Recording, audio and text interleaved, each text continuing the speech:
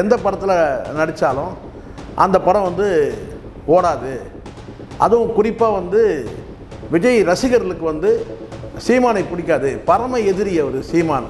விஜய் ரசிகர்களுக்கு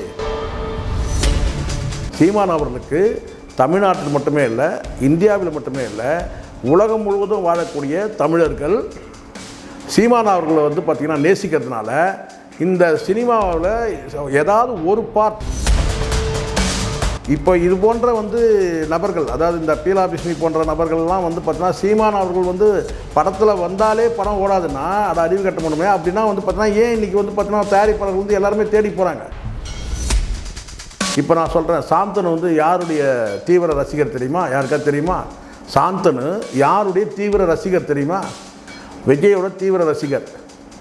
அவர் படத்தில் வந்து பார்த்திங்கன்னா சீமான் அவர்கள் வந்து வந்து பார்த்தீங்கன்னா அதில் படத்தில் கமிட் ஆகிறாருன்னா, ஸோ இதெல்லாம் நீங்கள் வேறு யார்ட்டையாவது வச்சுங்க. இந்த நெகட்டிவ் ப்ரொமோட் பண்ணுறது, விஜய் ரசிகர்கள்லாம் வந்து காலி பண்ணிவிடுவாங்க, இதெல்லாம் சீமான் இந்த பருப்பெல்லாம் சீமான்கிட்ட வேகாது.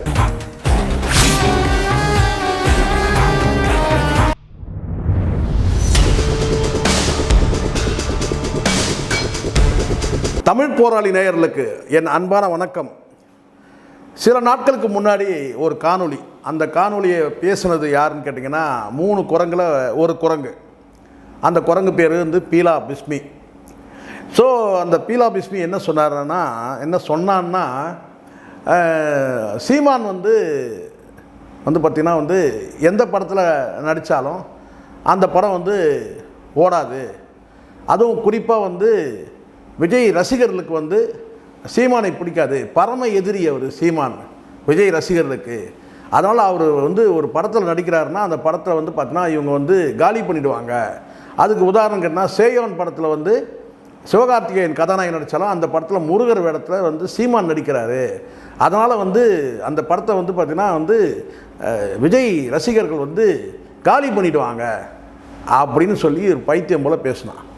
உள்ளபடியே வந்து பார்த்திங்கன்னா எனக்கு தெரிஞ்ச வரைக்கும் நான் சொல்கிறேன், பெரும்பாலும் சீமான் அவர்கள் வந்து சினிமா வட்டாரத்தில் இருக்கிற பலரும் கூட சீமான் அவர்களை வந்து பார்த்திங்கன்னா ஒரு ஆடியோ லான்ச்சுக்கு வருவாரா, வந்து பார்த்திங்கன்னா ஏதோ வந்து ரிவ்யூ வந்து ப்ரிவியூ ஷோவுக்கு வருவாரா, இல்லை ரிவ்யூ கொடுப்பாரா இப்படின்னு வந்து எதிர்பார்ப்பாங்க சீமான் அவர்களை. அதுக்கு காரணம் என்னன்றதை அடிப்படையில் தெரிஞ்சுங்க. சீமான் அவர்களுக்கு தமிழ்நாட்டில் மட்டுமே இல்லை, இந்தியாவில் மட்டுமே இல்லை, உலகம் முழுவதும் வாழக்கூடிய தமிழர்கள் சீமான் அவர்களை வந்து பார்த்திங்கன்னா நேசிக்கிறதுனால இந்த சினிமாவில் ஏதாவது ஒரு பார்ட் சீமான் அவர்கள் அந்த சினிமாவில் ஏதாவது ஒரு வகையில் பங்களிப்பு, ஒன்று சினிமாவில் அந்த வந்து ஒரு கெஸ்ட் ரோல் நடிக்கணும், அல்லது வந்து பார்த்திங்கன்னா வந்து அந்த ஆடியோ லான்ச்லேயோ அல்லது வந்து பார்த்திங்கன்னா அந்த ப்ரிவியூ ஷோலையோ அல்லது ரிவ்யூ கொடுத்தாலே போதும்னு நினைக்கக்கூடிய இடத்துல வந்து பார்த்திங்கன்னா மக்கள் வந்து அவரை வந்து பார்த்திங்கன்னா வந்து ஒரு கொண்டாடக்கூடிய தலைவராக இருக்கிறாங்க.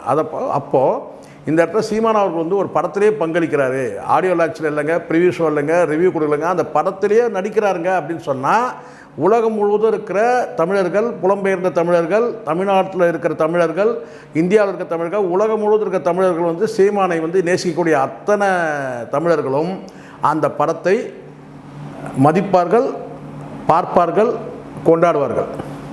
அப்படி இருக்கும்போது இந்த வந்து பார்த்தீங்கன்னா இந்த வீணாக போய் அப்போ இந்த கோல்டு காயின் வாங்கிட்டு சில்லறை வாங்கிட்டு இந்த சினிமாவுக்காக பேசுகிற இந்த சில பண்ணாடைகள், இன்னும் சில வந்து பார்த்தீங்கன்னா நாதாரிகள் எல்லாம் சேர்ந்து என்ன செய்கிறானுங்கன்னா ஒரு பிரச்சாரத்தை பண்ணுறாங்க. சீமான் அவர்கள் நடித்தா அந்த படம் ஓடாது, எல்ஐகே படம் ஓடலை. அறிவு கண்ணு எல்ஐகே படம் ஓடாததுக்கு காரணம் சீமான் கிடையாது, உள்ளபடியே அது கதை இல்லை, கதை சரியில்லை.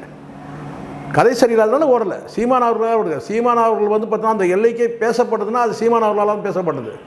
அந்த படம் அடிப்படையில் கதை சரியில்லை போல. சீமான் அவர்கள் கடைசியாக அந்த கிளைமேக்ஸ் காட்சியில் வரக்கூடிய காட்சிகளுக்காக தான் அந்த படம் வந்து பேசப்பட்டது. இல்லைன்னா அது பேசப்பட்டே இருக்காது, படம் வந்ததும் தெரிஞ்சிருக்காது, போனதும் தெரிஞ்சிருக்காது.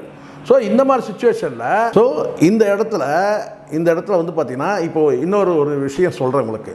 சேயோன் படத்தில் முருக கடவுளாக வந்து சீமானை வந்து காட்சி அளிக்கிறாரு அப்படின்ற ஒரு பக்கம். இதை தாண்டி இப்போ இன்னொரு படம் வந்து பார்த்திங்கன்னா இப்போ ப்ரொமோ வெளியிட்டிருக்கிறாங்க.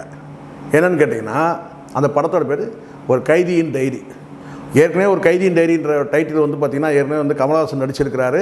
அதுவும் அரசியல் பேசின படம் தான், ஒரு பழிவாங்கும் கதை அது வேறு. இந்த வந்து பார்த்திங்கன்னா வந்து சாந்தனு நடிக்கிறாரு. சீமான் அவர்கள் முக்கியமான ஒரு கேரக்டரில் நடிக்கிறாரு. படத்துக்கு இசையமைப்பில் வந்து சாம் சிஎஸ், படத்தை வந்து சுசீந்திரன் வந்து இருக்கார். நான் மகாநாள் அந்த படத்தை வந்து டைரக்ட் பண்ணணும் உங்களுக்கு தெரியும். இன்னும் சில படங்களும் அவர் பண்ணியிருக்காரு. அப்போது இந்த இடத்துல வந்து சீமான் அவர்களுக்கு ஒரு முக்கியமான ஒரு கேரக்டர் இந்த படத்தில் வந்து இருக்குது. கிட்டத்தட்ட வந்து ஒரு ஹீரோவில் இந்த காட்சியை பார்க்கும் பொழுதே வந்து இவர் வந்து ஒரு கத்தியில் வந்து ஒருத்தரை வெட்டக்கூடிய காட்சியும், ஒரு காட்சியில் வந்து பார்த்திங்கன்னா வந்து சாந்தனு வந்து காவல்துறை அதிகாரியாக நிற்கிற மாதிரி ஒரு காட்சியை நம்ம பார்க்குறோம். ஸோ இது வந்து வெறும் வந்து பார்த்திங்கன்னா வந்து ஏதோ ஒரு காட்சி கூட பார்த்திங்கன்னா வந்து ஒரு வரைபட காட்சியாக தான் நம்ம பார்க்க முடியும், தவிர ஒரு வந்து படத்தில் உள்ள நிஜ காட்சியை பார்க்க முடியல. அப்போ இந்த படம் மிகப்பெரிய ஒரு எதிர்பார்ப்பை வந்து நமக்கு வந்து, அதுவும் வந்து சுசீந்திரன் வந்து ஸ்க்ரீன் ப்ளே வந்து பார்த்திங்கன்னா ரொம்ப வேகமாக இருக்கும், ரொம்ப ஜெட்டு வேகத்தில் இருக்கும். அது கடந்த காலத்தில் சில படங்கள் அவர் படத்தை பார்த்தவங்களுக்கு தெரியும். அப்படிப்பட்ட ஒரு இயக்குனர் அவர். வேகமாக ஜெட்டு வேகத்தில் இருக்கும் ஸ்க்ரீன் ப்ளே. யாரும் எதிர்பார்க்கிறது கொஞ்சம் வயலன்ஸாக இருக்குன்னு சொல்லுவாங்க. ஆனாலும் வந்து பார்த்திங்கன்னா படத்துக்கு தேவையான இடத்துல அந்த வயலன்ஸ் காட்சிகள் இருக்கும். ஸோ அதனால் இப்போ இது போன்ற வந்து நபர்கள், அதாவது இந்த பீலா பிஸ்மி போன்ற நபர்கள்லாம் வந்து பார்த்திங்கன்னா சீமான் அவர்கள் வந்து படத்தில் வந்தாலே படம் ஓடாதுன்னா அதை அறிவு கட்ட முடியுமே அப்படின்னா வந்து பார்த்திங்கன்னா ஏன் இன்றைக்கி வந்து பார்த்திங்கன்னா தயாரிப்பாளர்கள் வந்து எல்லாருமே தேடி போகிறாங்க. இன்றைக்கி வந்து சீமான் அவர்கள் வந்து பார்த்திங்கன்னா தமிழ்நாட்டில் அரசியல் கட்சியில் தவிர்க்க முடியாத சக்தி.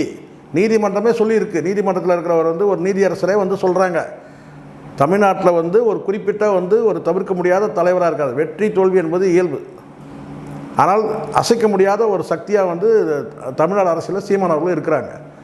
அப்போ ஒரு திரைப்படத்தில் வந்து நடிப்பதன் மூலமாக வந்து இப்போ ஏதோ இன்றைக்கி தான் புதுசாக நடிக்கிற மாதிரி சில பேர் சொல்கிறான். அவர் ஏற்கனவே பல படங்கள் நடிச்சிருக்காரு. 5 படங்களுக்கு மேலே வந்து இயக்கியிருக்கிறாரு. பல படங்களில் நடிச்சிருக்கிறார். அது கூர்ந்து கவனிக்கிறவங்களுக்கு தான் தெரியும். ஒரு சில படங்களில் தலையை காட்டியிருக்காரு. அதுக்கப்புறம் முக்கியமான கேரக்டரில் வந்து பார்த்தீங்கன்னா பள்ளிக்கூடன்ற படத்தில் வந்து நடிச்சிருக்கிறாரு. இன்னும் பல படங்களை வந்து மாயாண்டி குடும்பத்தார்னு ஒரு படம், அதில் வந்து சூப்பராக வந்து அருமையாக நடிச்சிருப்பார். சரிங்களா? ஸோ அவர் இயக்குன படத்தில் வந்து அவர் வந்து தலை காட்டாமல் இருக்கலாம். ஆனால் மற்ற இயக்குநர்கள் படத்தில் அவர் வந்து படத்தில் வந்து நடிச்சிருக்கிறாரு. முக்கியமான கேரக்டரில் பங்களிச்சிருக்காரு. இதில் ஒரு குறிப்பிட்ட ஒரு விஷயத்தை நான் சொல்கிறேன். இப்போது இந்த பன்னாடைகள் நாதாரிகள் எல்லாம் வந்து பார்த்திங்கன்னா வந்து நெகட்டிவாக சொல்கிறானுங்க இல்லையா சீமான் குறித்து பேசும்போது.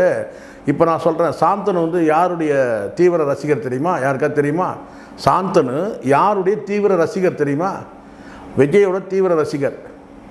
அவர் படத்தில் வந்து பார்த்திங்கன்னா சீமான் அவர்கள் வந்து வந்து பார்த்திங்கன்னா அதில் படத்தில் கமிட் ஆகிறாருன்னா அது பாக்கியராஜ் அவர்களுக்கு கொடுக்குற அந்த மரியாதை சாந்தனு தம்பியை வந்து பார்த்திங்கன்னா அடுத்த வந்து பார்த்திங்கன்னா லெவலுக்கு லிஃப்ட் பண்ணுறதுக்கான ஒரு படமாக இருக்கும். இந்த படம் வந்து மிகப்பெரிய வெற்றி அடைய நான் நம்புகிறேன். ஏன்னா இதில் வந்து சாந்தனோட அந்த கெட்டப் வந்து எனக்கு ரொம்ப பிடிச்சிருக்கு. அந்த சீனில் சீமான் அவர்களுடைய வந்து பார்த்திங்கன்னா அந்த அந்த அந்த ஃபைட்ஸ், அந்த சண்டை காட்சியும் எனக்கு ரொம்ப வந்து ஒரு ஈர்ப்பு இருக்குது. படம் எப்போ வரும்ன்ற அந்த ஆவல் இருக்குது. அதனால் வந்து இந்த நெகட்டிவ் ப்ரொமோஷன்லாம் வந்து சீமான்கிட்ட வேகாதுடா. ஸோ இதெல்லாம் நீங்கள் வேறு யார்ட்டையாவது வச்சுங்க. இந்த நெகட்டிவ் ப்ரொமோட் பண்ணுறது, விஜய் ரசிகர்கள்லாம் வந்து காலி பண்ணிவிடுவாங்க. இதெல்லாம் இந்த பருப்பெல்லாம் சீமான்கிட்ட வேகாது. நீங்கள் வேறு யார்ட்டையா வேக வைக்க பாருங்கள். இங்கே தேவையில்லாமல் இங்கே வேக வச்சிங்கன்னா அது சாம்பார் ஆயிடுவீங்க நீங்கள் டோட்டலாக. அவ்வளோதான் என்னால் சொல்ல முடியும். அதில் இந்த மாதிரியான அசிங்கமான ப்ரொமோஷன்களை நீங்கள் நிறுத்துங்க. ஒரு சீமான் வந்து பார்த்தீங்கன்னா இன்றைக்கி வந்து சீமான் வந்து நான் நினைக்கிறேன் வந்து கேட்டினா எல்லோரும் வந்து பார்த்திங்கன்னா சினிமாவுக்கு வந்துட்டு அரசியலுக்கு போவாங்க. அரசியல் வந்துட்டு சினிமா வந்து பார்த்திங்கன்னா மீண்டும் வந்து பார்த்திங்கன்னா வந்து அழைக்குதுன்னு சொன்னால் அப்போ அதுலேருந்து அவருடைய செல்வாக்கு என்னன்றதை புரிஞ்சுங்க. சீமானுடைய செல்வாக்கை நீங்கள் இன்னும் புரிஞ்சிக்கலன்னு அர்த்தம். இனிமேலாவது புரிஞ்சுங்க. நன்றி, வணக்கம்.